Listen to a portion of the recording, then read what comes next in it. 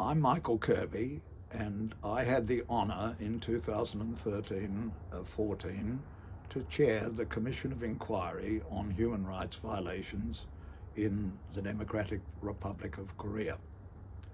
The COI was established in 2013 and gave its report on time in 2014. The report was strongly endorsed by the Human Rights Council.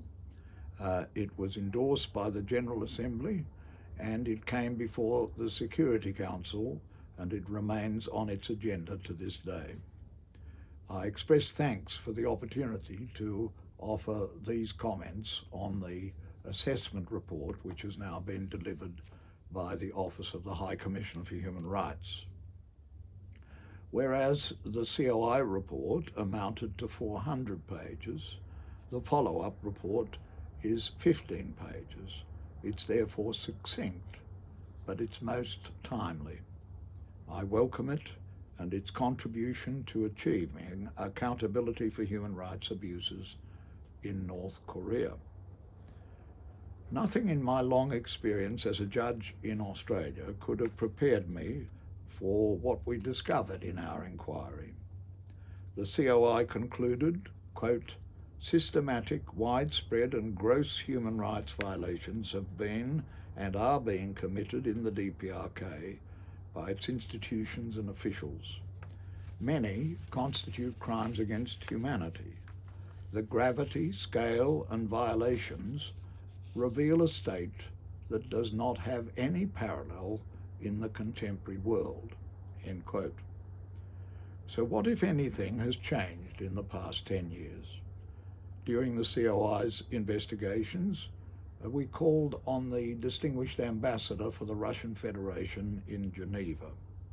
He gave us wise words. He said, "We understand the comrades and where they're coming from, but if they improve things, if they acknowledge their errors, give them encouragement and offer them congratulations." The COI adopted that approach. We did so wholeheartedly, but alas, there were few opportunities for honest felicitations. Applying the same approach now, 10 years later, there have been a few improvements, and they deserve acknowledgement. DPRK began participating more thoroughly in the Universal Periodic Review before this Council. They did so in the 2018 and 2025. This was good, but it left a lot to be desired. The DPRK engaged with the United Nations in the treatment of persons with disabilities. It even invited the UN Special Rapporteur for that purpose to visit the country. But it declined visits for virtually all other human rights purposes. There have been reports of some improvements in the treatment of detainees in the many places of incarceration that exist throughout the DPRK. But that country does not allow the United Nations or others to express and explain and make claim for improvement. There have been reports of new and stronger laws for human rights accountability, but inspection to check those claims has always been denied. New, cheaper housing has spread, but the role of forced labour in this move is reportedly rife. The political system is still relentlessly totalitarian.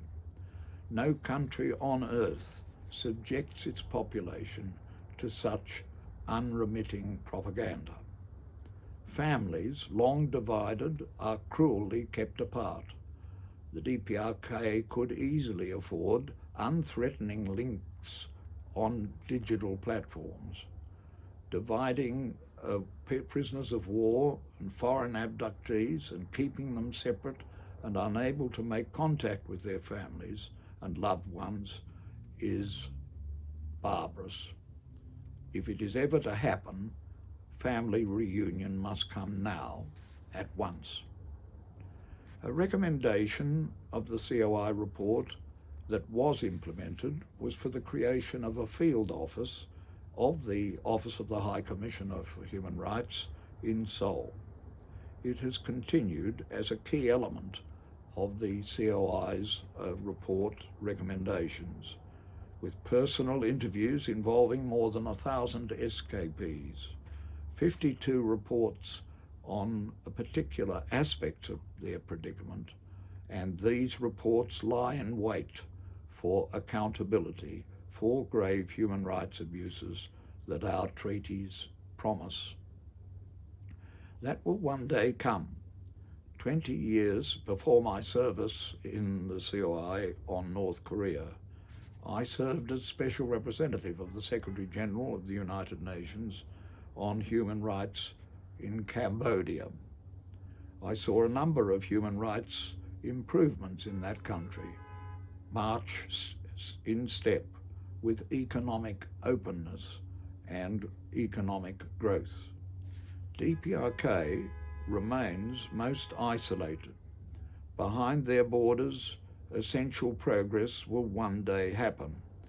There have been tiny improvements, but too few, too slow, and too late. The dream of universal human rights is in the Charter. It's in the Universal Declaration of Human Rights of Eleanor Roosevelt and Dr. Evatt of Australia and other experts, René Cassin and others.